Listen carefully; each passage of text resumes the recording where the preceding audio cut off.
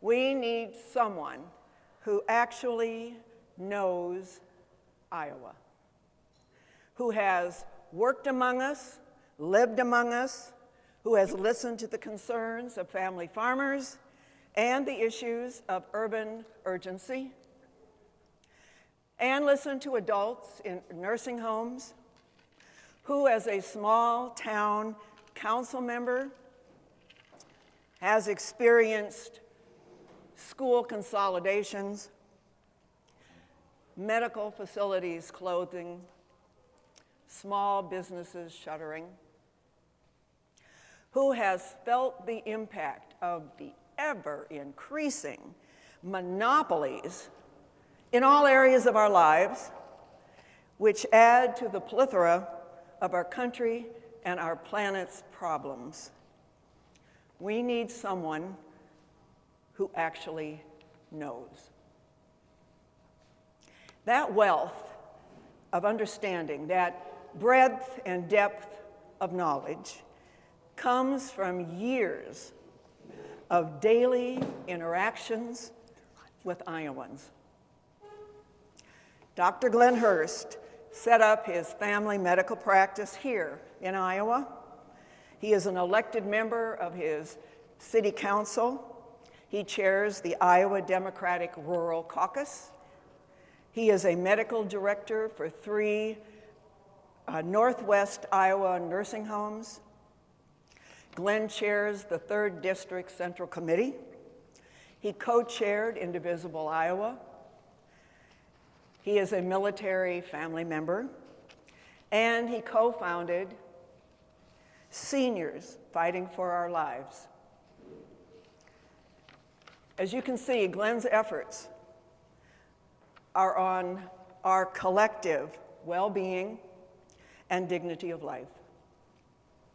He is invested in addressing how we Americans thrive.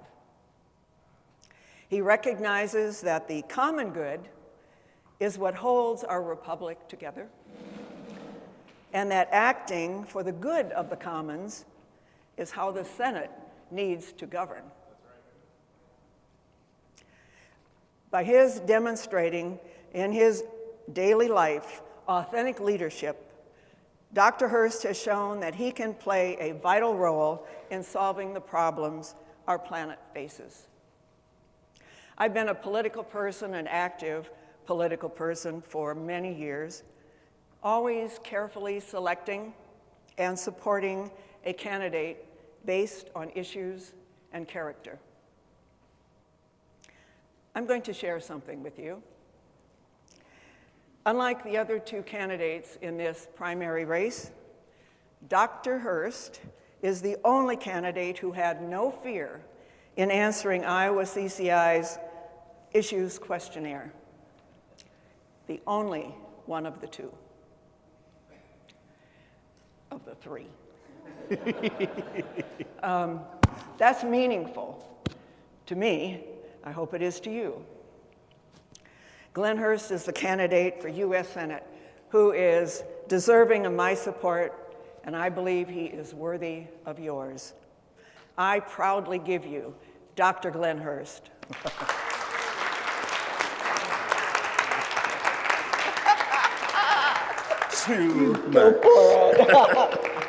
Wow. Wow. Too much. I have a wife to go home to, and she doesn't like it when my head doesn't fit in the door. Thank you, Susie. That was really sweet, and that means a lot to me because you are such a fixture in Iowa politics and in helping people kind of find who people are in these races. And to have won your support is I'm so grateful for, and to win it in such a way where you would put on an event like this. This was put on by Susie and volunteers that work with Susie. Let's give her a round of applause. Even if you decide you don't like me, you certainly like the food and the setting. So thank you for that. I have a stump speech like all candidates. And I'll pick little pieces apart of that for you, but this is a pretty informal moment. I took off my jacket and everything. I would really just like to have an opportunity to share with you who I am in a way I usually don't in my stump speech.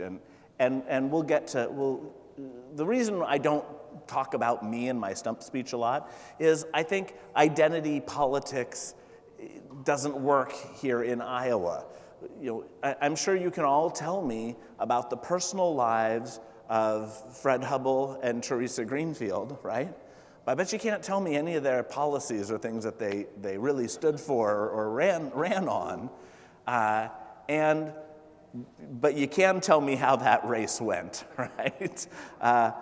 We haven't won at the top of the ticket running campaigns like that for the last 4 general elections.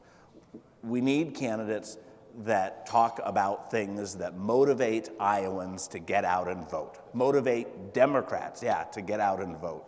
And it's not who my wife is and where I grew up. It's where do I stand on health care. And I'll tell you right off the bat, I stand for health care for all. It's where we stand on the climate, and I'll tell you right up front, the climate is in a catastrophe, and we absolutely have to take bold action that involves eliminating the use, the emissions that we produce, and beginning a transition away from the blessed ethanol of Iowa. That's just a fact we're going to have to face. I didn't make that situation. I have a solution for it. So those are the kind of things that I like to talk about. You stand with me on a picket line or come to a rally where we're standing up for collective bargaining rights for our public sector workers, and you're going to get to know me personally because I'm going to saddle up next to you and believe that I have no business leading this thing. This is about you. So we'd get to know each other that way, but we don't have that moment usually on the campaign trail when they give us about 5 minutes for every candidate to talk, and so I don't talk about those things. So I'll tell you a little bit about me. You're gonna know things that people that just see me on the campaign trail don't know. I am the child of a retired military Air Force veteran. My father is a Vietnam veteran. He served 20 years in the U.S. Air Force as an electronics technician. He repaired spy equipment in the back of airplanes as they flew up and down the Russian coast. We lived in Alaska for a period of time, and that's the route that they would fly. And we knew he had a dangerous job, and we knew that we knew how dangerous the job was depending on the trip, by how much furniture my mother rearranged in the house while he was gone. More furniture rearranging, more nervous about Dad's mission. He traveled with 2 passports. His planes usually had big red crosses on them, but no medical supplies in them. So it was risky business. It was risky business. And we lived on small Air Force bases in Wiesbaden, Germany, where I was born, and then in Alaska. And then when we moved to Nebraska, they settled in a small town there, and he eventually retired from the military. But I have a perspective on the military of a person who didn't sign up. Okay, I was born into somebody else's commitment, and I spent 15, 16 years of my life living the life of a dependent in the military. And I am just incredibly passionate about the people who serve our country, and especially the people who support those people who serve.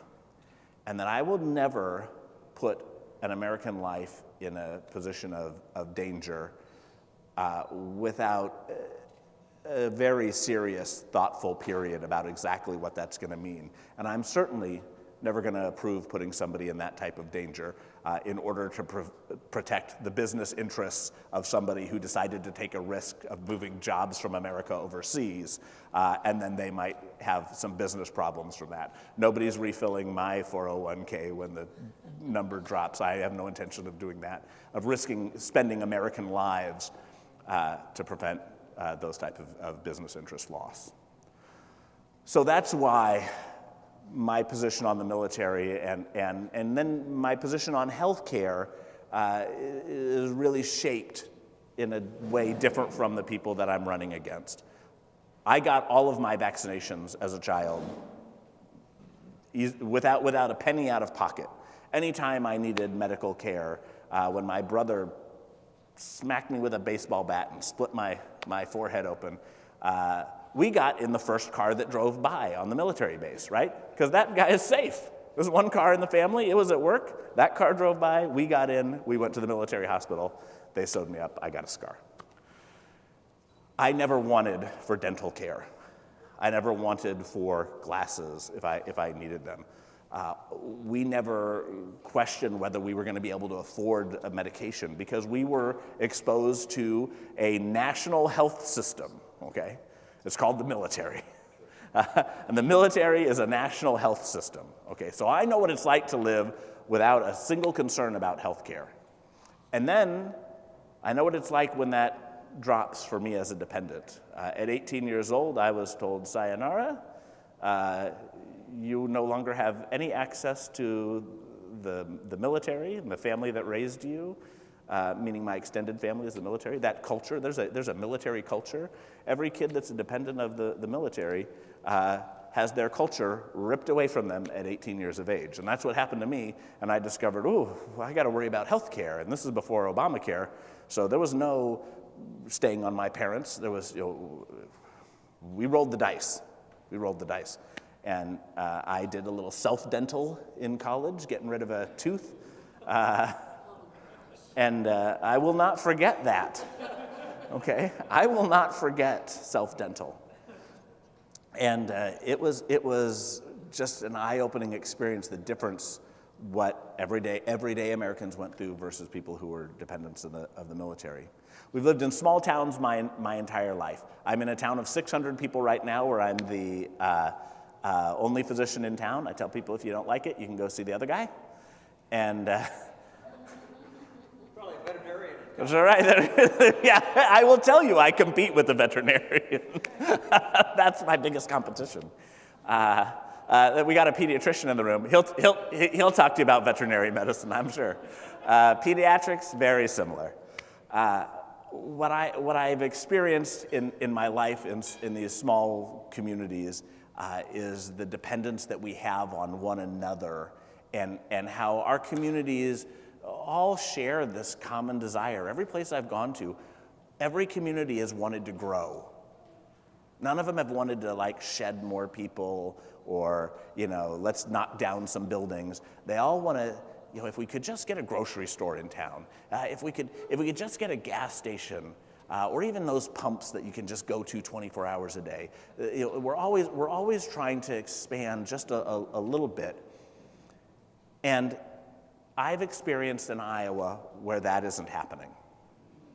When you look at the data, not just my personal story, it's all there in the data.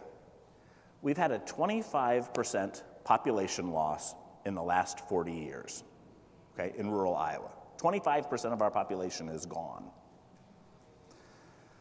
Now, we've streamlined how we do agriculture a little bit, so much so that we just only do 2 crops, and that takes less people, but less people still translates to less services, and less services translates to even less people, and less services, and less people, and less services. And I've witnessed it in my own community and in the neighboring community. We had our community is blessed. They have a physician. Oh, they're lucky. They have a pharmacy. There's a pharmacy in that town and a grocery store. 600 people, that's amazing. Town of about 1,100 people had a pharmacy, just one town east of us, Avoca, Carly Pharmacy, and they had to close because so many of the prescriptions were now going to mail-in pharmacies that they didn't have any traffic in their pharmacy, and those off-the-shelf items that you kind of count on selling when people come in to get their prescription, weren't selling. And so they sold the prescriptions to Shopko. Shopko immediately moved them to Harlan, and that community pharmacy closed. So another service down the drain in that community. The PAs that come from Harlan now only come 1 day a week to that community. So we see this continued shrinking of services, and I sit back and watch this happen, and I see it happen in my own clinic, and I think, how do we reverse this loss in Iowa? Well, we're losing other businesses as well. So maybe we need to think of this kind of on a broader scale, right? In my town, we don't have a square, we have a triangle. We're small. And one side of our triangle has no businesses in it. We actually have people living in the storefronts, and they're going to be homes from this point forward. They will not go back to being businesses. And I drive through community after community after community where I see that. I also see, and I saw a hand go up. Can I catch you at the end? Can I? What town are you from? Oh, I'm sorry. I didn't tell you the town. Okay, guess. Minden, Iowa. So these people cheated. They knew the answer in advance. Yeah. See, I'm just not used to talking about like that stuff. I'm from Minden, Iowa. Minden is in Pottawatomie County. Like I said, it's a town of about 600 people. We're right off the interstate, a couple miles, and the gas station's up there on the interstate, the Casey's. You drive past the sign, you've probably never gone to Minden, unless you're a dancer, because people used to come to Minden to dance. No? No dancers? What's that? Or if you're a bowler. Oh yeah, the Minden Bowl. That's true. You might bowl if you bowl or your kids bowl. I do all the sports physicals in the county, but my favorite ones are the bowling sports physicals, because these kids come in with the look on their face like, I don't know why I'm here to have a physical to bowl, and I say, I don't know why you're here either. Do you know how to wear the helmet? And they're like, huh? But I mean, that's just small town living. So that's Minden. That's Minden, Iowa. So I drive all over the state now running for the U.S. Senate, and I go through town after town after town. And I look at their main streets as I drive through, and they look just like mine, okay? Look just like mine.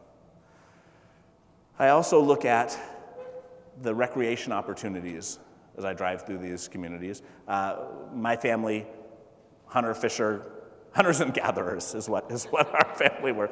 And if you live in Alaska and you didn't hunt and fish, they probably kick you out. But that's where my father spent a good portion of that kind of time in his life, that 30s period in his life. And so we grew up with weapons in our home. And my brother has continued to think he's the great white hunter, and still, has weapons that he collects, not for shooting, but for whatever, I don't know, whatever. For whatever people collect guns for, whatever, he's got them. But we've always enjoyed the outdoors. I was more of a spotter than a hunter. So bird watching was kind of my thing when I was younger. I was just over in Davenport, and I had an extra hour, and I went and sat in their park looking for that dang pileated woodpecker, which did not show up. But the outdoors has just been part of my life. I'm an Eagle Scout. My brother's an Eagle Scout. What I really tell people is my father is an Eagle Scout twice. Because it was really his motivation. He became our scoutmaster eventually, and made sure that we did that, and instilled. Even though he's a Trumper, he instilled this idea of service and community involvement. And so maybe he's kind of got the best side of that. If there's such a thing as a good Trumper, he's probably it.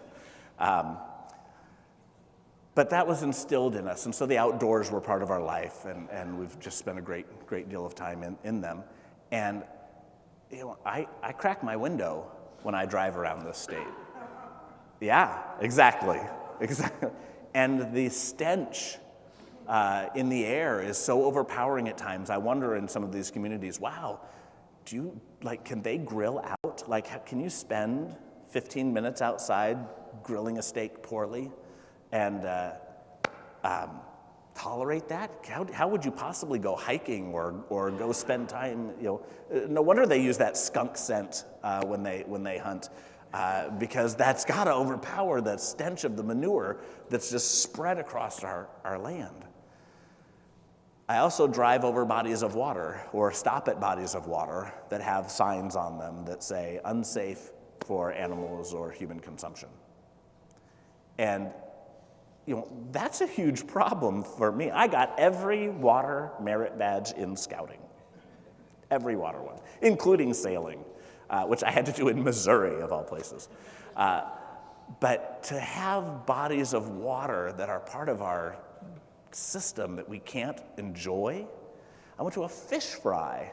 I talk about this often because it just bothers me deeply. I went to a fish fry in Atlantic, Iowa back in July. And as I reached into the warmer to grab my fish, I physically paused and then still took some because I knew that fish had come out of Iowa water.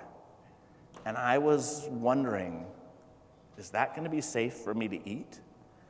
My daughter doesn't eat anything, so we weren't worried about her eating it. But if she were going to, it would, I probably wouldn't let her. I probably wouldn't have let her eat that fish. That's not Iowa. That's not Iowa thriving. If we can't go on a hike, let alone put our feet in the water, let alone eat the fish out of the water or let our dog retrieve the duck that fell into the water, what are we doing in Iowa? That's a big part of our rural lifestyle. And so I think about all of these things. I think about how I drive past hospitals in these communities and the lights are off, right? The lights are off. If there isn't an emergency and there's nobody in the beds, they can close. They just got to be able to flip the lights back on in 15 minutes with a nurse practitioner or a PA, somebody to come in and man that ER. So we've got part-time ERs in our communities.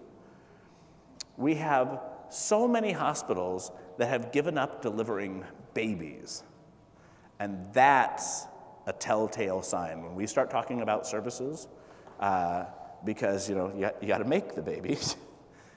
You got to be able to deliver the baby, right? And if you can't deliver the baby, well, then that family is not going to stay in your community to have the baby, right? They're going to go to Council Bluffs or Des Moines, or maybe they'll come to Ames. But the one place to deliver a baby between Des Moines and Council Bluffs is Atlantic, Iowa, Cass County Memorial Hospital, along that I-80 corridor. That's too long for a high risk, okay? Especially if you're going to drive over the second worst bridges in America, right? So we are falling apart in terms of our infrastructure. If you can't have babies in your community, you can't grow. If you can't have a reason to come live in Iowa, period, to enjoy the great outdoors, you can't grow. If you don't have any jobs, you can't grow. If your bridges and roads are falling apart, you can't grow. And that's what I've witnessed in my time as the rural chair, in my time really crisscrossing this state during this COVID crisis especially, trying to address the issue of our governor allowing this condition to just walk through the front door whenever it wants. That was a huge battle, and I spent a lot of time talking with people in the healthcare industry who just have given up. They've given up. They just know that this isn't gonna work. It doesn't work in my town. I mean, we've got a really good doctor, but that guy can only see a third of the people in his town of 600, right? A third of the people can come see me because their insurance allows them to come see me. The person across the street from me has to drive 30 miles into Council Bluffs to see a doctor because I'm not in network and I can't get in their network because there's a doctor 30 miles away. That makes no sense at all, right? Then the other third I can't see because they're uninsured or underinsured. And that has led to death. And that's another motivator to get into this race. I had a gentleman, I told this story at Story County, so you might have heard it, but it bears repeating because it really was the moment that I knew there's a next right thing, okay? And my job in life is to just always do the next right thing. We got a call from a guy who felt a pain in his abdomen, he said. He thinks he has a hernia, and he needed to be seen, but he didn't have insurance. He really hadn't been seen since like his 7th grade sports physical. And but he knew a surgeon was going to have to be involved and that he had to have a primary, and could we see him? We saw his family. We told him, yeah, come in. We'll figure out how to pay for this. There's no collection agency in Minden, so we don't worry about that. So he came in, and my first experience with him walking through that exam room door was seeing a guy whose skin was yellow and whose belly stuck out like this and whose face was gaunt and his eyes were sunk. And that wasn't that's not how healthy people look. And I did an exam on him, and when I pressed under his rib cage here along the abdomen where he said he felt that pain, I didn't feel a little bit of bowel or fat sticking out. I felt marbles underneath his skin, okay? And that's what a liver feels like, okay? Especially when it's full of cancer, which is what was the case with this guy. He had metastatic colon cancer to his liver. Colon cancer is preventable if you get your colonoscopy. If you are over 45, they changed the age, sorry folks. Sorry folks who were hoping to hear 50. If you are over 45, please get your colonoscopy. Because we would have found polyps in this gentleman and we would have removed them, and by removing those polyps, we would have removed his risk for colon cancer. But he never had that procedure. He didn't have it, even though it's part of the 10 essential benefits of the Affordable Care Act, because he had no insurance at all. And we still have 85 million Americans walking around uninsured or underinsured out of our 331 million. That's a big percentage. So this guy's reintroduction to health care from 7th grade physical to colon cancer and hospice and dead within 4 months from a completely preventable condition. I struggle to do colonoscopies for free for people. I'm a rural family physician. I was actually trained in a rural training program. I did C-sections. I do colonoscopy, okay? I do this. And I know we have people who weren't able to get them, and so I made some arrangements with Jenny Edmondson Hospital and with the anesthesiologist and with some of the clinics that have, they call them indigent clinics or clinics for the uninsured, that they could refer a patient to me, we'd get them in, Jenny would cover the cost of the hospital, I'd waive my cost as the physician, the anesthesiologist would waive the cost for anesthesia, and the patient would get screened. But because the tightness of the financial situation in healthcare right now, the hospital stopped covering that, and we no longer are able to get that service. And the reality is, that shouldn't be how it works, right? Shouldn't have to be somebody that has to go through that type of organizational system. It should just be a given that we have the ability to prevent death from colon cancer, and we should provide that to every person in this country. So, all of those pieces come together for me as I start to think about rural recovery and how do we help our rural communities start to thrive again. How do we reverse all of that? I mean, that's a lot, right? That's a lot. And I believe that the Medicare for All Act is a great tool for jump-starting this recovery, okay? I'll tell you why. We take health care and make it an essential service in every community, every county, and get those hospitals back up to delivering babies and their availability being full-time availability. That gives us a place to run that high-speed broadband to that we keep talking about, right? We need that broadband in healthcare, absolutely.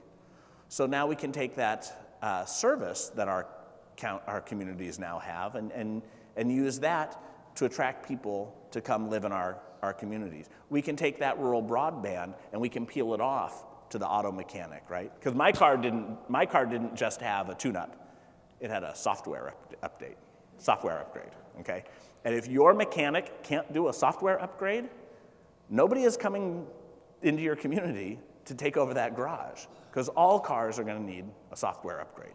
That's what they need from now on. So we want to make sure that person has that tool. We want to make sure that our library and our school has access to that broadband so that we can have extension services and we can have classes from Ames in Minden, okay? We should be able to do that. Zoom has proven we can do that to a certain extent. So I believe by embracing the Medicare for All Act and getting every person in this nation access to health care, we then begin to create jobs in our communities, right? Because right now, one guy handles 200 patients in my town, but also I got to handle 3 nursing homes in order to stay afloat. If I'm seeing all 600 people, you know what? I'm going to need some help. I'm going to need a social worker. I'm going to need not just a medical assistant. I'm going to need a nurse. We're going to need physical therapy nearby. We're going to create these jobs, these great paying jobs, these lifetime career jobs for people in our community. Well, if we're going to do that, man, we're going to have to build some houses, right? Those people are going to need a place to live because I built on the last buildable lot in Minden. Okay? And as a city council person, it's been a struggle. We're trying to acquire land for growth. But once we acquire the land, which we have done just in this last week, we got nobody to build on it. Okay? We've got nobody to build on this property. So we need to think about bringing people to our community, right? And it's not the babies that we're going to deliver in the hospital. They're going to take too long to be able to build a house. It's going to take at least 18 years for that kid to be ready to build a house. We need to embrace bringing people into our community. We need bricklayers, we need carpenters, we need steam fitters, we need people who can repair our roads, right? And there are people at our borders wanting to come do these jobs, right? But we don't want to pay nickels on the dollar for this, right? We want quality work. We want people getting a fair wage so that you're not subsidizing their life. We want to do like we do in medicine, the J-1 visa. This is where we help foreign medical grads come to the United States, work in a community that needs additional help, usually a rural community. They earn a chance at a green card and a path to citizenship for themselves and their family. We can do that with steam fitters and with bricklayers and with carpenters, and we can run those programs through our unions, right, so that they get good benefits and they get good pay and they become contributing members to our society. That's the way you want to grow using immigration to your advantage, okay? Because we've got plenty of jobs right now that are waiting to be filled. We're going to create more with healthcare for all. We're going to give me access to every patient in the community. We're going to give every patient in the community access to me. And then we're going to have true capitalism. Don't let anybody tell you that single payer is socialism. It is not. Because in a single payer system, I've got to compete with the provider in the town to the east and the provider to the town in the west. I've got to have better quality. Right? And that's what you want to compete for in healthcare, not lowest price, okay? Don't go with lowest price. You want the highest quality. My friend across the street who can't come see me, they don't care about quality. They want convenience, okay? They don't want to drive 30 minutes for a runny nose, okay? I can handle that. I'm pretty good at runny nose. And even if I'm not, it's hard to screw up runny nose. So it just creates these opportunities for capitalism to really work and for the best of the best to get better, okay? You'll know who the best are because they'll be full. So that type of tool has created jobs, it's created homes, it now demands industry, right? Those people want to get fed. I don't want to drive into Council Bluffs to see my doctor, to pick up my medicine, or to get my groceries. If I have to go in for any one of those things, then I'm going to do all three of them there. So we need our grocery stores strengthened in our rural communities again. And there's lots of ways we can do that, whether it's a physical location, whether it's delivery services, whether it's a circuit system where food is delivered. There are opportunities for us to make our communities thrive, right? When you can have babies in your community, that's when Iowa thrives. When you can have your long-term care delivered in a rural community, that's when Iowa thrives. When you can have live out your golden years in the community that you built, Iowa thrives. You can eat the fish, your dog can retrieve the duck, that's Iowa thriving. You can cook on the grill, that's Iowa thriving. These are measurable things that you can look at in your life and decide, is it getting better or not? I want to be the candidate that delivers for Iowa. And to deliver for Iowa means we have to address one more major issue, and that's just the way the Senate operates as a governing body. The U.S. Constitution gives the Senate and the House the ability to set their own rules, right? One of the rules they've set is the filibuster. Other rules that they set are assignments to committees. Other rules are how your senator can or cannot share their vote when they're not present. There's a whole set of rules that we need to reform. Okay, getting rid of the filibuster is not Senate rules reform. That's one part of Senate rules reform. It's like Trump saying tariff is a trade war with China. That's not a trade war. That's a tariff. Tariff is a tool in a trade war, I'll give you that. Getting rid of the filibuster is a tool for Senate reform, but it's got to include more. What we want to do is we want to make sure that your voice is represented as Iowa's voice and not as a rubber stamp for partisan leadership in the Senate, right? You need a voice for Iowa. I guarantee you, I will arrive in Washington, D.C., and on day one, I will be difficult, okay?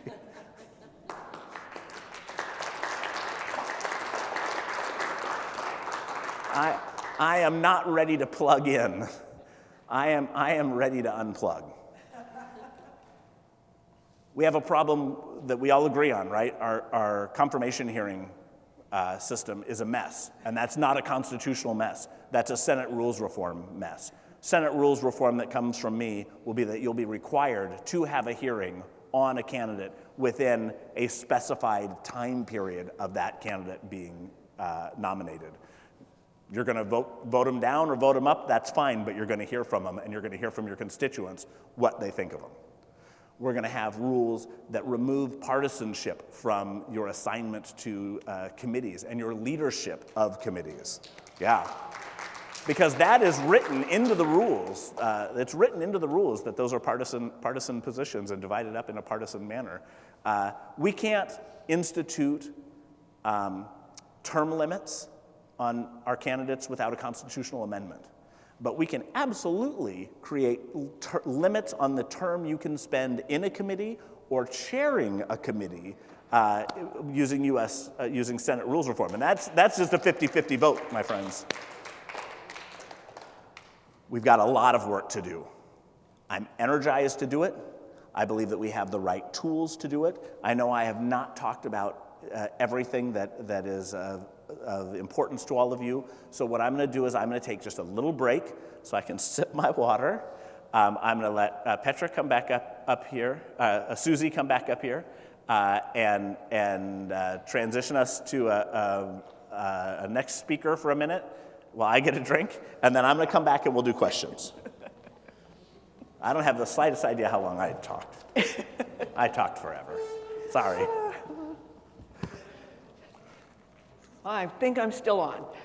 Yeah, let's give Glenn a couple of minutes to get a drink. Brenda, I'd like you up here. You can talk into my mic. I'll just talk loud.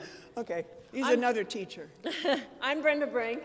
I ran for House District 49 for the State House in 2018.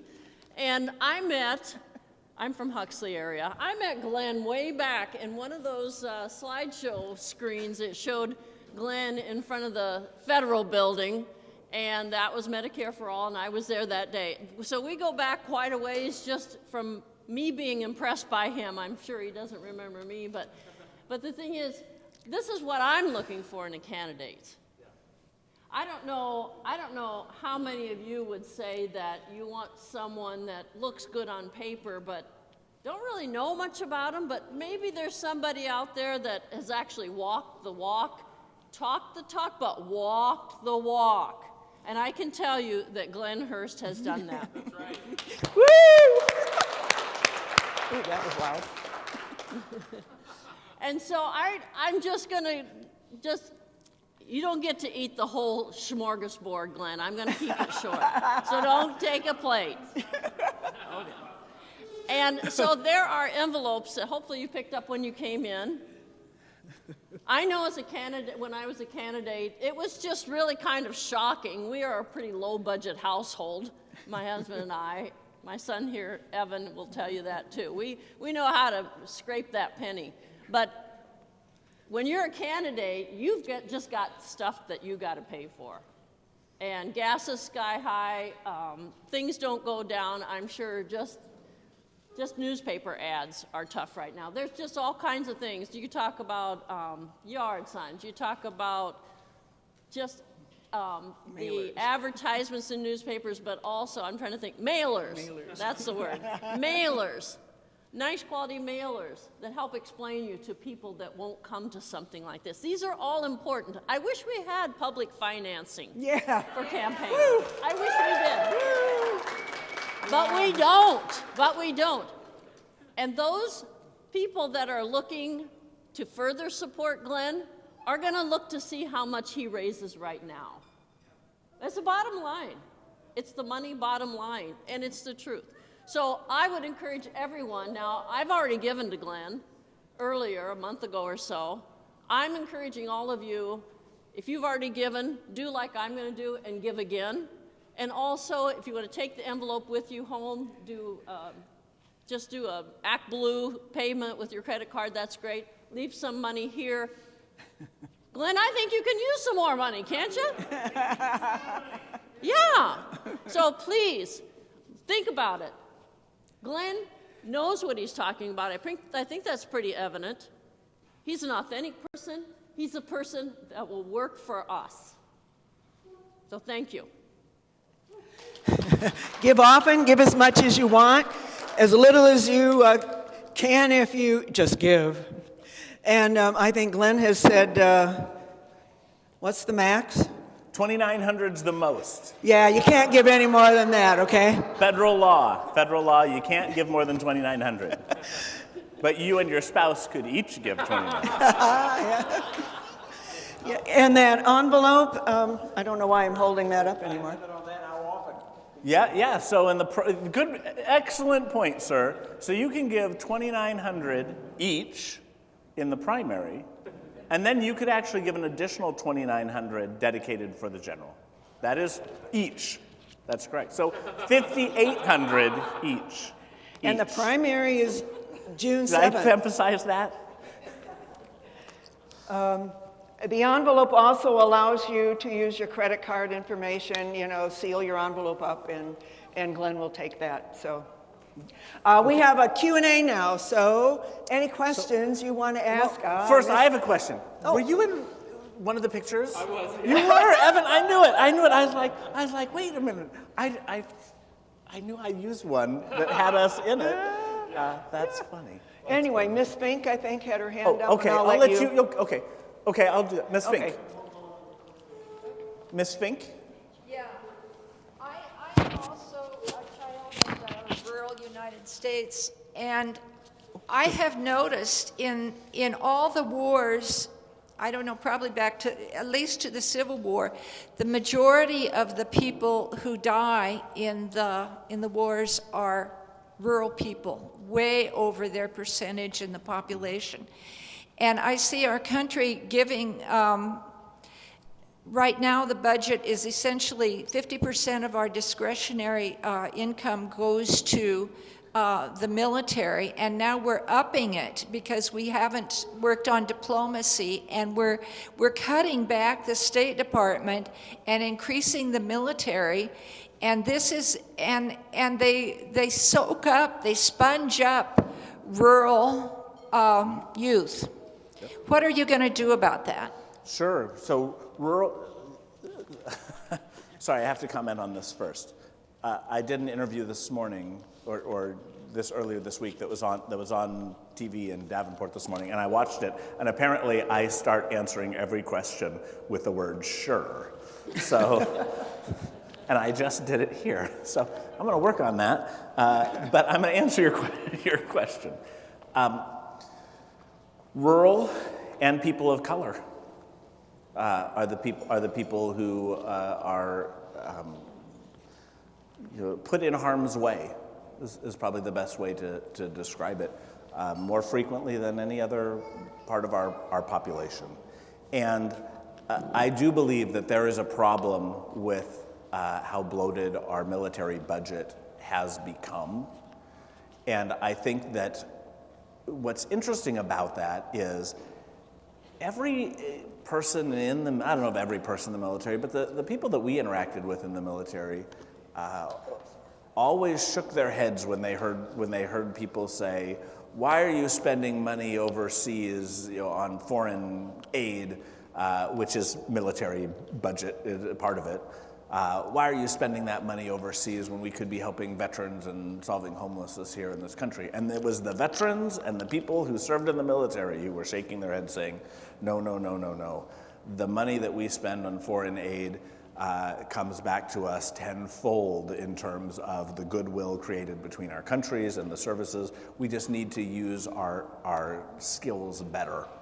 What I believe we should be doing, if we're going to put these young people into the military, is we need to be addressing our relationship around the world, kind of the way Franklin Delano Roosevelt talked about when he gave the Four Freedoms speech. Which, interestingly, the Four Freedoms speech is the foundation for the United Nations and for NATO, and it happened on January 6, 1941, exactly 80 years before Trump's insurgency speech. But what he talked about in that speech was four freedoms. Freedom, two of them are already in our Constitution: freedom of speech and freedom to practice religion. But the other two, very interesting, and all of them were not meant to apply to America. They applied around the world. And the other two freedoms were freedom from want. So no person in any country should want for food, clothing, or shelter. Okay, we as a world are capable of providing that. And the other is kind of what we're talking about, is freedom from fear. Okay, and that no country should live in fear of military takeover. I mean, exactly what we're seeing with Russia and Ukraine right now. Should live in fear of being taken over in a military fashion, that we should be disarming our planet in a fashion that no country is at risk of that, of aggression from another country. So we have a military budget to deal with, and what we need to start doing is investing that military budget in demilitarizing the world and ourselves, right? Very, very practically, that means putting our enlisted people to work building infrastructure, roads. We kind of miss telephones. We don't have to do telephones anymore. We have to do cellular. We have to do satellite. Clean water. I'm a physician. I wish I could tell you the number one thing we do to save lives around this world is provide medical care. It's not. It's clean the water. Okay. So if we put people to work cleaning the water, again, that's a direction we can spend our budget and build that goodwill that we all know needs to exist. And we need to I think it was Marianne Williamson who talked about a Department of Peace. Well, I don't know about a Department of Peace that's probably going to compete with the Space Force for people, but we do need to have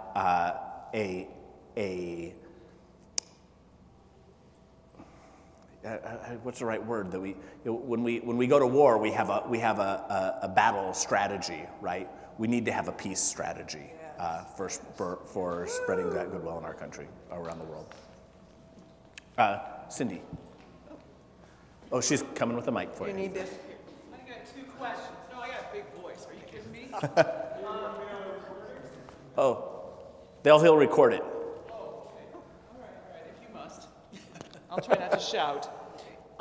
One thing, I have 2 questions, Glenn.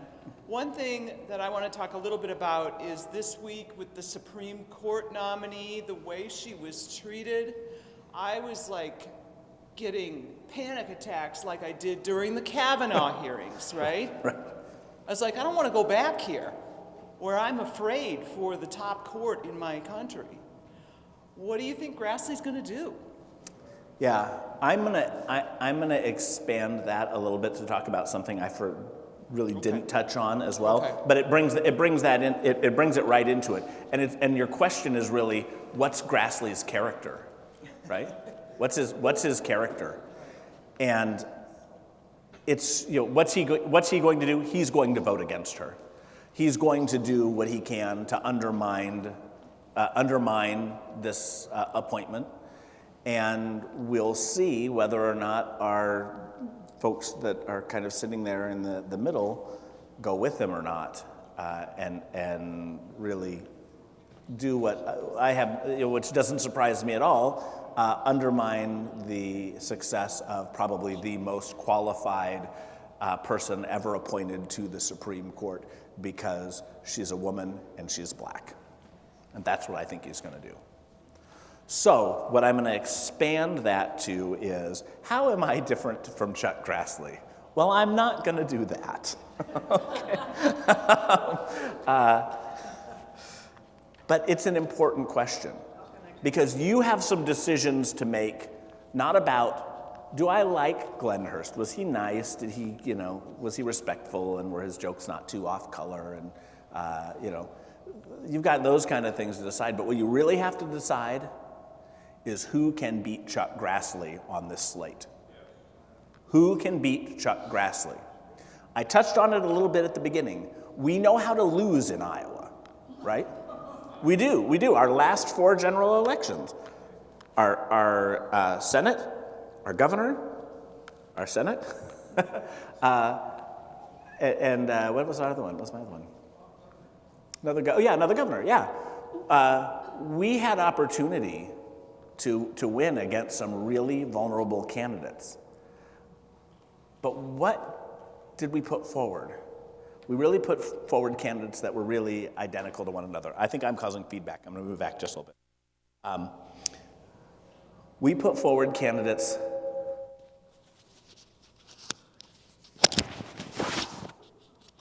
I'm just trying to not feedback. Okay. We put forward candidates who said, I'm not a Republican, but Republicans will like me. Or, haha, I'm so much like a Republican, they don't have a way to attack me. We've lost with that candidate 4 times in a row.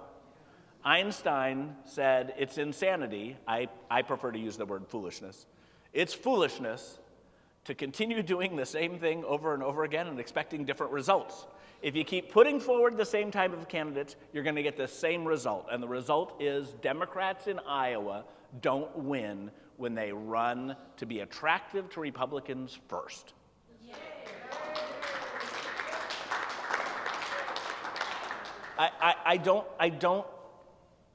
That's not a judgment. That's data, okay? Physicians are tasked with judging the quality of data and making decisions based on that data. And the data says that doesn't work. Whether you want it to work or not, it doesn't work. We've got to mobilize the Democratic base first, okay? And the Democratic base has exited the Democratic Party at the moment, okay? We've got a lot of people that are registered as independent, not because they're somewhere between Republican and Democrat. It's because they've thrown their hands up and said, the Democrats are not representing democratic values, and I'm gone. Everything I've talked about today is a democratic value, one that was brought up by your presidential candidates or by other folks.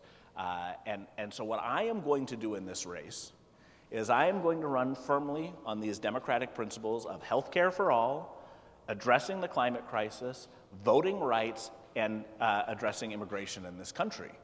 And those are issues that people can get behind us on. And then we will carry a message in the general to the Republicans that are moderate and those independents that are moderate and show them that this is the best plan compared to a Chuck Grassley who has no plan for Iowa's future, right? He has no future in Iowa. We need a candidate that has a future and a plan for the future here. Okay, this is a gentleman's had a hand up, and then we'll come back there after. I'm Kurt Siemers.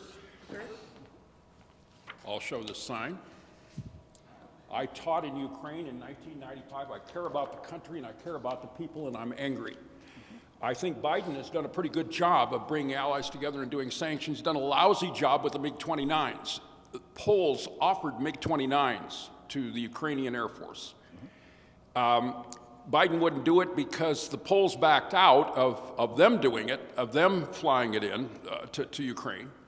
Instead, they said, well, you need to come get them, or we'll fly them to Germany to your base, and then we'll get them to Ukraine. Because the Poles didn't want Russia to attack them. And it's easy. You could have had Ukrainian pilots who are trained on MiGs, maybe not the 29, but that won't take them much time to catch up. They could have gone into Poland, come back and flown the planes. Biden talks about what he won't do, and you can't do that with Russia. You can't talk about what you won't do. Putin is a dictator. He's a nasty one. I'm gonna drive you to asking me a question so that these folks can get to theirs. What in Senate you're going to face this? 75% of the news now is Ukraine. You're going to face this in the Senate. How would you handle Ukraine? Sure.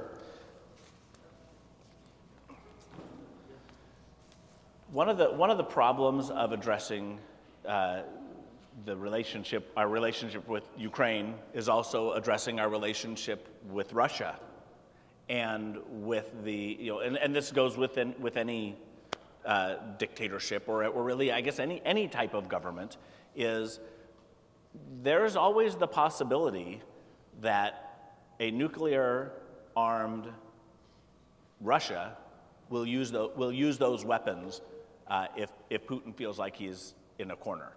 Okay, that he would use those weapons, and what would that trigger? So that's part of the North Atlantic Treaty. NATO is about this collective protection that we have wrapped around a good portion of Eastern Europe. Okay, that's delivering that fourth freedom to that portion of Europe and to America, and so our actions will absolutely have reactions that could be felt on those countries. So, it is absolutely a diplomatic process that we want to engage in, not a military. I'm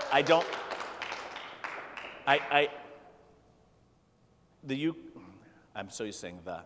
Ukraine is not part of NATO at this time. And I believe at this moment they should not be part of NATO. That does not help assure that freedom from fear for the rest of the nations surrounding them. Would the possibility of delivering MiGs to them, however they go about getting them, create a destabilization? If it does, I don't think that's the right move for us at this time to support. I think we should be doing everything we can to stabilize Ukraine, to stabilize that relationship. I believe they have the right, that freedom of fear. Their people have that right. But I don't believe in putting American lives or European lives at risk to achieve that goal at this time. And I realize that their blood's being shed as we speak, but how much of that can we mitigate? It's a tough question. No, way over you, and then we'll come to you if you have one. What? Yep, in the back. You. Yep. Okay, sorry. Have you ever seen Chuck Grassley in action at a town hall? You're in for a really interesting situation, and I'm wondering how far you are willing to go to hold his feet to the fire in terms of his recent record. The Senate, screwing up the Senate nomination for Democrats, the toadying that went on during Trump. There's just such an assortment of things that you can attack him on. Now, he's an elderly guy. Are you willing to, how far are you willing to go? But are you willing to embarrass him? No. Please embarrass our state. Okay, when it's your turn, you can talk. I just want to know, Iowa loves incumbents. So how hard are you willing to be? Sure. That's how hard. I'm going to be incredibly hard. Okay, but that doesn't mean I'm going to be rude, or that I'm going to be any different than the guy you saw up here tonight. This is who I am, and this is how I will be. What you heard me talk about tonight are facts and the reality of our situation. We will talk about the facts of Grassley's record. We will talk about the facts of what happened in terms of our loss of community, in terms of his failure to hold judiciary hearings, his acceptance of Trump's rhetoric and accepting his endorsement. Absolutely will bring those things up. I will not be getting down on the floor doing push-ups with Chuck Grassley. That's what bullies do. Okay, that his tactic, that's what a bully does. And Make sure you call Grassley on Trump. yeah, oh yeah. And the fact that Trump is a traitor. Right. And that if Grassley associates himself with Trump, he's a traitor. You know, That may be calling people a name, but I think that's something that's a word that's not being used enough in this campaign. yeah. I will tell you, I agree 100%. I think that's very valuable. I think people need to know that and hear that, and you should know that I believe that. I believe that Trump was traitorous, and I believe that Grassley's support is traitorous. However, there's another candidate in this campaign that's the only thing they run on, and so you're all hearing it a lot, and I want you to know I agree, but there's also work to be. What I want you to know about me is there's work to be done, and I'm going to do it. Did you see someone else? Yes, there was a hand right here, and then this gentleman. You mentioned the failures in the previous elections. In the previous elections, we were literally given the candidate. Thank you for noticing that. I'm not a prop. No, right. Okay. The point is that, this and this could happen again. All right. I want to know how you see the possibility of a runoff that not one candidate will get, I think, 36% of the vote or 35 or what the plurality is that's required. Right. I pray for it. Honestly. Because then it goes to convention, right? Then it goes to the convention. If we don't get a person with 35%, then it goes to convention, and the decision is made at the convention. I win at the convention. But you have the strength of the convention. You have to be very organized in the convention. Right. We have a convention strategy, and that we've been talking about since January. Okay. So we have a convention strategy. The reason I say I win at convention is because we have a strategy, and because I've been in all of your counties and communities. I am not a candidate that's never been involved with the Democratic Party. I mean, Ross Wilburn and I knocked doors together for my county supervisor campaign when he was running for governor. I interviewed him for his job that everybody got to see the interview for the IDP. I chaired Cindy Axney's district. I know all the people, the district reps. I know all the people who are going to be at the convention. They know me. They know who I am.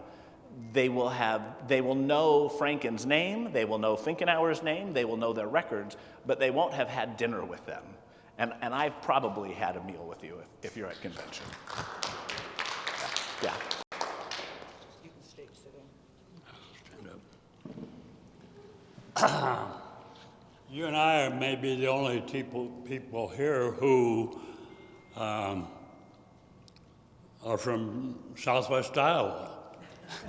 We talked earlier, I was born and raised in the Elkhorn-Kimmelton area and lived there 20 years. And when I left there, I probably did not come back very often. But as I grew up there, I felt that I was among the many people who were intelligent and reasonable, rational, and whatever. And when I look at results of polling nowadays, I wonder, has Western Iowa, has something changed out there? How are you going to get how are you going to get Western Iowa votes? Sure. I guess there's a... Right. So there's no question about it. There are 6 counties that go Democrat in this state, and the rest of them go Republican. And I am not planning to win those counties, okay? That is not going to happen for any candidate. What I will tell you is I'm going to motivate every Democrat in those counties to turn out, because they'll finally have a candidate that's worth their time getting out to vote for. That means that we're going to move those counties from going 30% for the Democratic candidate to 35%. And when we add that 35% across the state to those major counties that go Democrat for us, that's a victory. But if we can't motivate Democrats to get out to vote, there's no hope. And this kind of comes back to that question that was asked earlier about we've had our candidates picked for us. That doesn't motivate Democrats to get out to vote when Washington, D.C. anoints our candidate, right? We don't show up in protest. Washington Insider, that does not impress Iowa Democrats.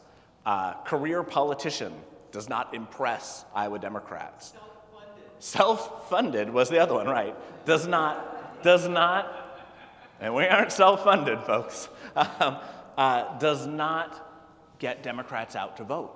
We need a Democrat that is compelling, that is articulate, which I hope I have been, but who talks about issues. Democrats want to know, what are you going to do about Putin? What are you going to do about rural lifestyle? What are you going to do about health care? And if all we're hearing is, those Republicans are bad,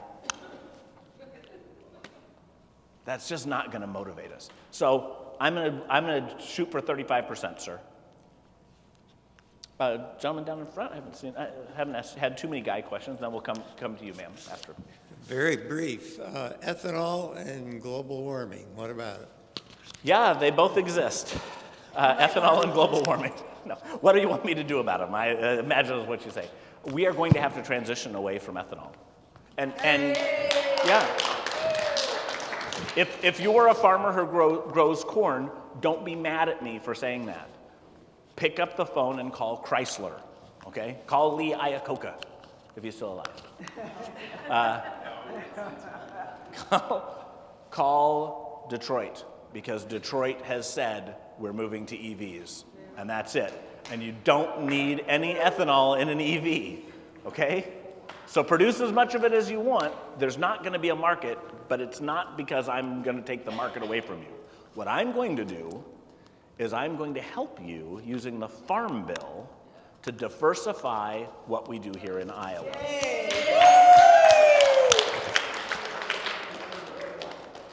Corn and soy, great. add hemp. If you can grow corn in it, you can grow hemp in it, okay?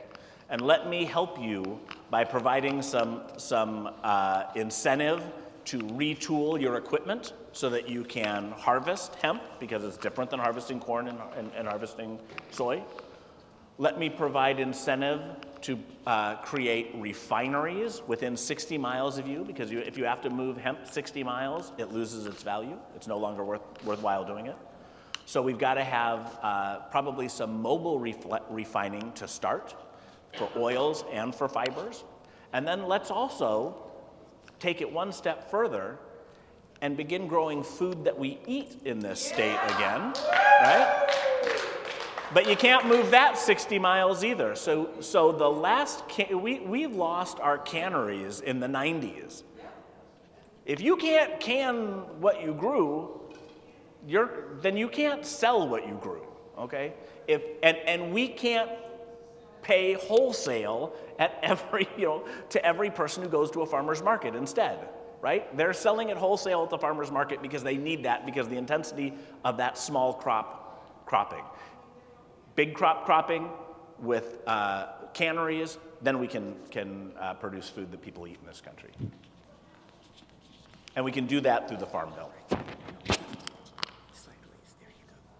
Oh, hi. Hi. Okay, Glenn. I have one statement and one question. You could also subsidize some small industries in rural areas. The government can do that. China did that 20 years ago to get their rural populations having some economic value. Yes. And so they would stay in the countryside rather than flow all to the city. So that's a thought. But anyway, my main question is how would you consider yourself different than the other candidates running on the Democratic ticket for the Senate? Sure. What differentiates you from them? So. I believe that I am the candidate that can motivate the Democratic base. I believe my message is significantly different, stating I believe in these values, and these are democratic values, and this is what I'm running on. Whereas I don't believe they have spelled out those messages specifically for themselves. In the messages that they have spelled out, what I hear from them and what I read in the paper is Republicans will like me. We're on two different spectrums. They are more center, and I am farther to the left. And Chuck Grassley is over here with them. And so if we're trying to differentiate ourselves from Chuck Grassley, this isn't as different as this, okay? And I am this. So that's how I would say I am different from them in terms of my policies. Now, I know that they've talked about health care as well and believing in the importance of health care. I'll be very clear. I believe in the Medicare for All Act, a single payer system that brings in vision, dental, hearing, long-term care, mental health care, care for people at home with disabilities, increasing social work access, increasing infrastructure for our facilities. That's the act I support. I do not believe, and I am firmly against, taking the VA system and expanding it. That is a national health system. That's your government owning hospitals and your government employing physicians. That is, that's the big socialism that people talk about. But and so I believe the candidate who's talking about this doesn't understand what he's talking about. And then there's the other candidate who believes in trying to get drug prices better and expanding a little more access to homebound people for in-home caregivers. What I describe her system as is putting Band-Aids on cannonball wounds, okay? That's not going to solve the problem. We have to address the cannonball wound, which is that people in this country do not have access to health care. A single-payer system gives every person in this country access to me, and me access to every person in this country. That's how I'm different. Glenn, over here. All right. Thank you for taking all the time with questions, Glenn. My question is, with Democrats, we have a big welcoming party. We talk about a ton of things. We cover every topic under the sun, so kudos to you for learning about every topic that could be brought up in a Q&A. I'm going to ask a simpler one. In the last 2 years, we've seen record corporate profits, massive corporate profits. Often as Democrats, we want to please every person all the time. And I think that sometimes the simplest strategy is it's all about the pocketbook. And there are people in Iowa hurting financially, a lot of people hurting financially, and it's ultimately the financial hurt that is driving the rural Americans to go anywhere where they can get a higher paying job, because it's great if you can get a job in your community, but if you can't make more than minimum wage, you can't stay in your community. So what do you have for a financial plan, or how do you push that financial plan out and run on that old, people vote with their pocketbook? Sure. We're gonna, it's definitely a strategy for the general election that will be more prominent in the general election, but it absolutely applies for everybody. I believe in at least a $15 an hour minimum wage index to the cost of living. Okay, and I believe that if you're a small community and a small business and you cannot do that, that we value small rural communities, and that is something that could be subsidized by taxation on large corporations that cause our rural communities to suffer. For example, a Walmart that makes it so that you can't keep your hardware store open. Yes. Okay. Yes, Right. yes, yes. So that there can be taxation there that makes them a more fair distribution. I believe that we should hold corporations responsible for the number of people that require food stamps, welfare services, and anything that they're not able to pay for, that they should be able to pay for working a 40-hour-a-week job. Okay, there should be a fine, and there should be, that's instituted under taxation. So we do this with parity for corporations that are found to pay women less than men. This type of system already exists. It's not well publicized, but it exists, and it should be implemented in a much broader stance. I also believe that healthcare for all helps establish a valuable tool. You talked about people moving out of communities because they can't afford to live there. We've recently hired somebody in our city to work for our city, paying him much less than what he was getting paid at his other job, but it was balanced by the fact that he no longer had to pay for the transportation to get back and forth to that job, and that he had access to other services in our community that he was having to access the other way. So it's not always, we want to talk to people about more than just the how many dollars an hour are you making. We want to talk about how do we increase the value and satisfaction of your life in the place you want to be. Okay, I'll let you hold it. It's easier for me to talk with my hands that way. Oh, good. Me too. Yeah. So, from your resume, we know that you're all about seniors in this state. Iowa's got a large senior population. I'm going to be getting there in a couple years, and I know several. Obviously, my friends are. So anyway, and I also work in a pharmacy. So I have had very many encounters with customers who are clueless when it comes to Chuck Grassley and the coverage gap. And that's one of his big weak points, along with other things, as well as the Affordable Care Act and everything else. So could you address healthcare for seniors? I know you're on to healthcare for all and Medicare for all, but I think in particular this state, how can you really put your best foot forward for that issue? Well, one part of that will be just the part of campaigning, is to help people understand that, is to have conversations about what we're actually getting and what we could be getting. One of the strategies I'm going to implement here, and it starts soon, is we're going to basically tour long-term care, and not long-term care, sorry, assisted living. Most facilities have rooms that are available for meetings that are free. They want activities for their folks, and the folks who live in those facilities tend to be voters, and if they're Democrats, that's a great opportunity to get together with a bunch of them at one time. So we're going to kind of do a assisted living tour of the state, and we're going to talk to people about that. And what I always hope to do in those more intimate situations is to listen more than I talk.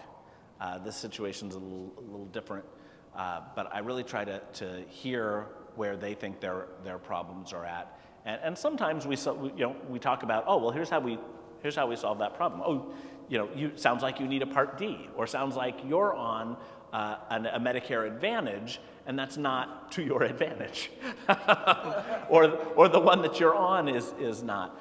So sometimes we really just solve problems that way, and it's another part of the job of being your U.S. Senator is being available to constituents, and this kind of goes back to that question about have you seen Chuck Grassley talk to constituents? This is who I am. I am not impressed with senators and presidents and famous people. It does not wow me at all. I am way more impressed with the person who's got 3 generations living in their house with 2 bedrooms and 1 half-working bathroom, and somehow they make that work. Those people are heroes, and I want to do what I can to help them, and so my ears go to them better. Are there any more questions? Oh, here's one. How would you depoliticize the pandemic issues that we've all suffered through? How do we depoliticize the pandemic? Well, that's a marketing problem. It is. It's definitely about marketing, and I think somewhere along the line the narrative went to mandates for masks and vaccinations, and really that was such a limited thing that happened. I mean, it was like healthcare workers are mandated to wear masks. Okay, yeah, I think we all agreed on that, right?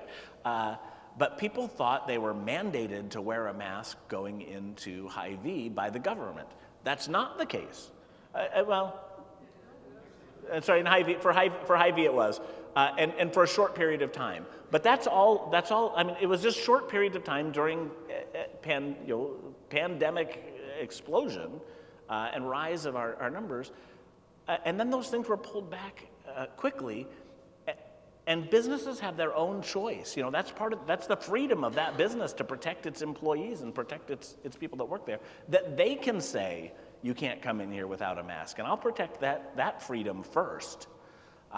You're not free to yell fire in a crowded movie theater.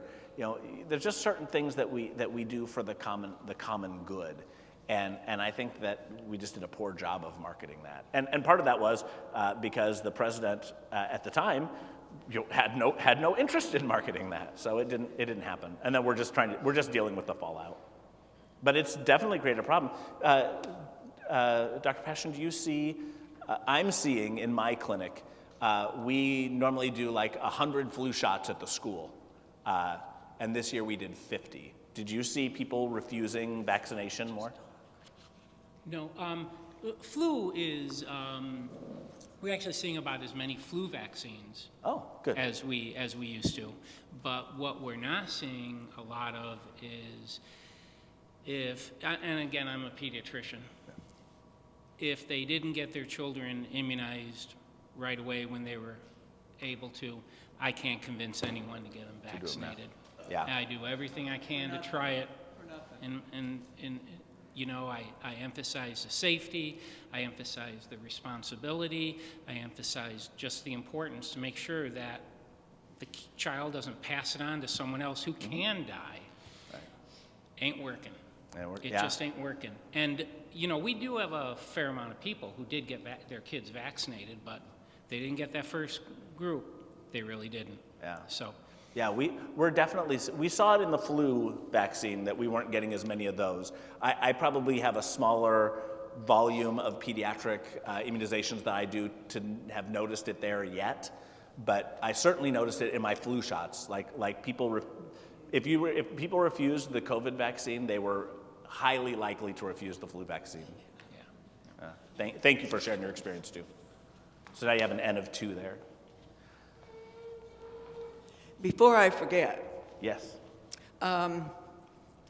you have a video, and would you tell people how they might get on that weekly? Oh, sure. Yeah. So, my desire is to share as much information about me as possible, so you can know who I am and how I'm different.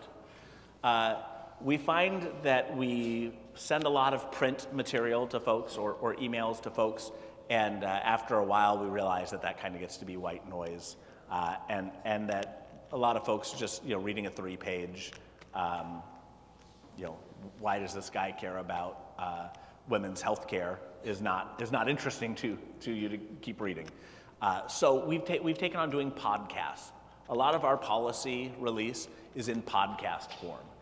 And we do that, and then we also reprint the text version in Bleeding Heartland. So when you see my podcast one week, you'll usually see a Bleeding Heartland article that same week. It's the exact same thing.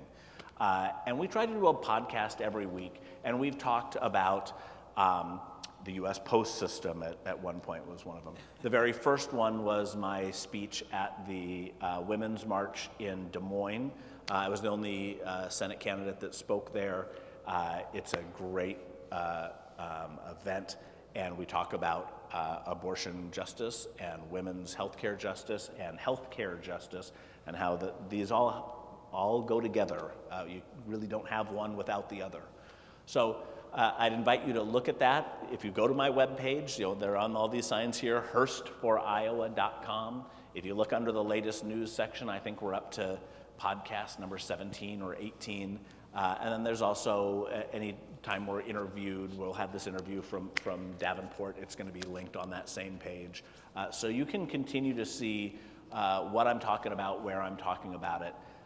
And sometimes it's real timely, and sometimes it's kind of this broad topic. Medicare for all is just a topic that we're just going to keep coming back to. So look for it there. Thank you. I appreciate the things you've said today, and I agree with you on everything but Ukraine. And because of that, I'm willing to work for you, both calling and knocking on doors, both in the primary and when you win that in the general election. Now, one other issue that I think is important that I want to hear you address. I believe our democracy is under threat. Yes. And I'm more worried about other things than the identification that's required. What I'm worried about is Trump is pushing people to run for governor, attorney general, and secretary of state. Why? Because they control the electoral system. Right. And what Trump plans to do, if he loses the election, he'll use that to get another slate of electors in there that don't belong in there to try to overturn the election, which he tried to do with the riot on January 6th. Is there an answer to that? There should be. We should be paying attention to that, because that's not crazy liberal talk. That is fact. We see this. The Republican Party talks about how anti-federal they are, but they are not at all. Look at what's happened in each state. They've just taken a different approach. They've got a federal policy, a policy they want to see happen at the federal level that they can't get done, and so they've gone state to state to state. Sometimes they even forget to change the heading on the top of the page that they submit to be read into the record. That's a very real problem, and the electoral portion of it is very real. When we talk about the existential crises in this country, on this planet, we talk about the climate, but we've also got to include voting rights. Okay. Because if we lose the ability to vote and to have our voice heard and shape our government, then there's not going to be any votes about climate, okay? There's not going to be any votes about health care or anything else. Our democracy is at risk at this point in time, and it is imperative that we increase the Democratic majority in the U.S. Senate, okay? So I beg you, don't run somebody against Chuck Grassley who can't differentiate themselves from Chuck Grassley. We have a vulnerable U.S. Senator. 67% of Iowans want him to retire. When we've put our anointed candidates up against him, they lose in the polls, okay? I'm not a poll lover, but that's a red flag. We got to put somebody up against Chuck Grassley that can beat Chuck Grassley. We already know it, right? We already know how to lose. We don't need to prove it one more time.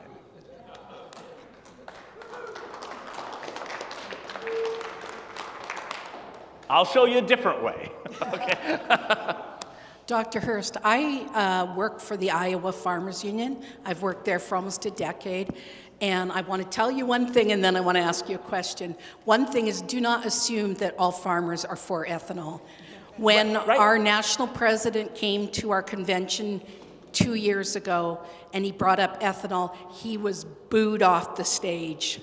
So they realize it's a shell game, and they want real markets, not pretend markets. Right. Good. Secondly, I want to ask you about beginning farmers and the Farm Bill. Would you be willing to support measures to encourage and assist beginning farmers to access land and to start farming? Because there are a lot of young people out there who want to farm. The majority of them want to grow fruits and vegetables, which is a good thing for being self-sufficient. Can you, I know it's a hard question, but can you think of anything offhand that you would put in a farm bill to encourage them? Sure. Oh, yes, ma'am. I'll write the bill. Yes, we absolutely want to do that. We need to really redefine what it means to be a farmer in our federal legislation, okay? We've got a lot of people who are farmers who have never set foot on their land, who have never seen the product that they produce, okay? They're investor-owned farms. And the farmer is a tenant, okay? But I'm not that old. I've rented apartments in my college days. And I know what they had to do after I was done with it, okay? I probably didn't take care of their property as well as the person who owned it would have, okay?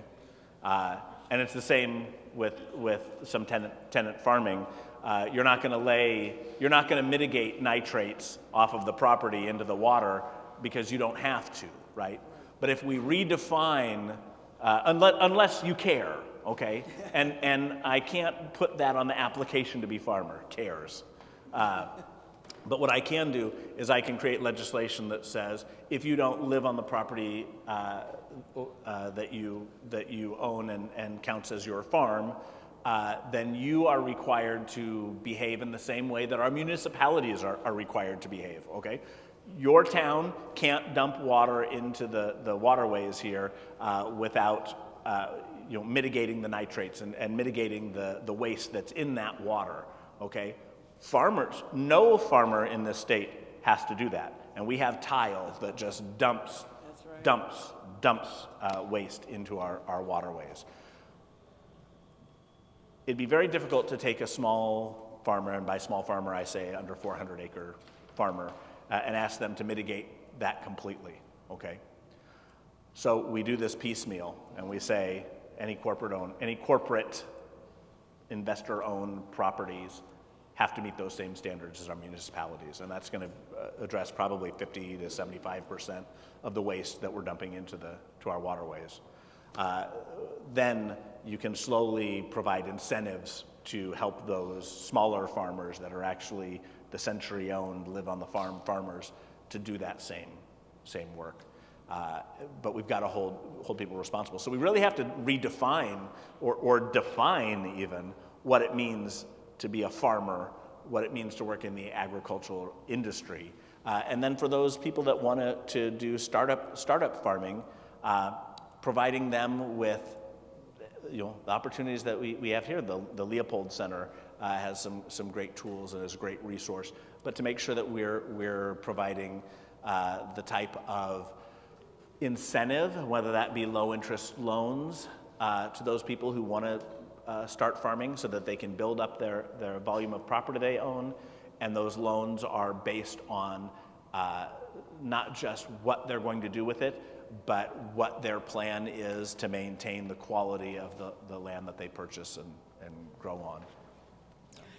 Can I ask the last question? Sure, Susan, you get the last question because you set this whole thing up. Look at you. Yesterday, our senator, State Senator Herman Quambach, told us that a great portion, I'm sorry, I don't remember if it was 2/3 of the governor's Iowa's excess profits have come at the expense of K-12 and public university cuts. Would you like to speak, please, to education, which is near and dear to my heart and maybe many here? Sure. I'm glad your state senator was talking about that. Obviously, schools are funded and built on local property tax and state-funded money or state-sourced money, and there is a small sliver that comes from the federal government. I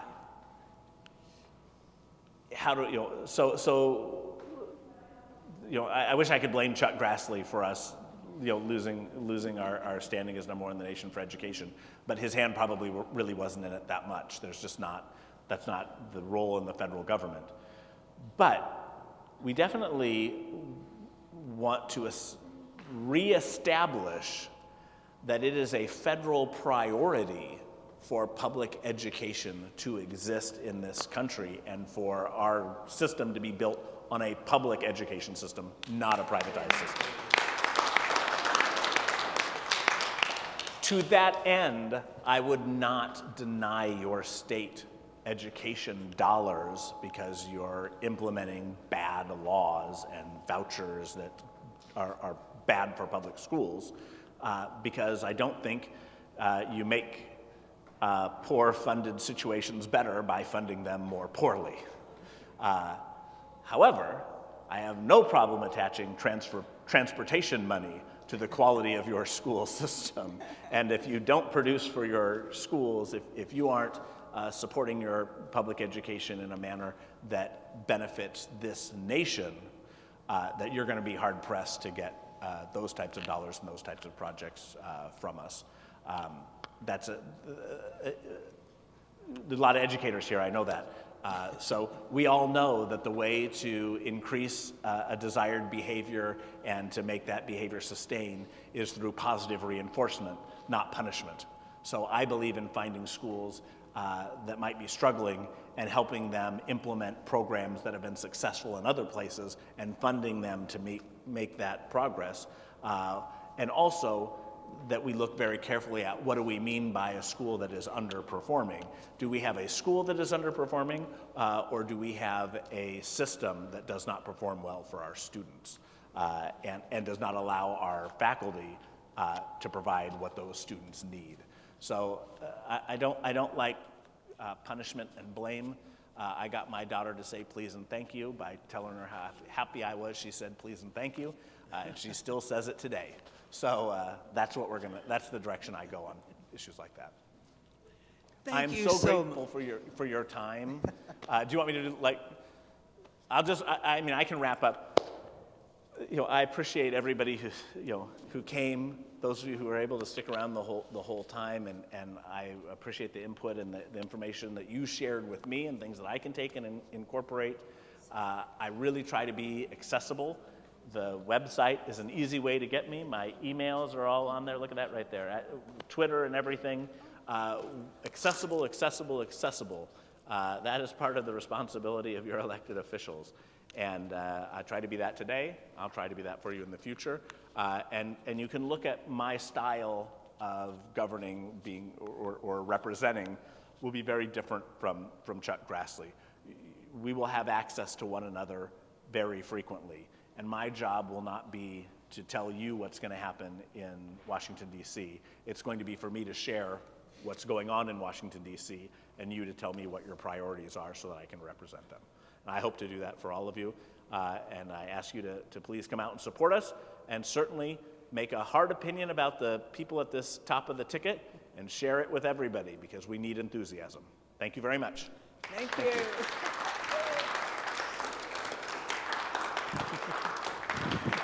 Thank you. Thank you. Are You can shaking hang it? around Thank a you very little, much. eat some more I appreciate food, it. talk to Thanks, I Dr. appreciate the Hurst. question. Thank you.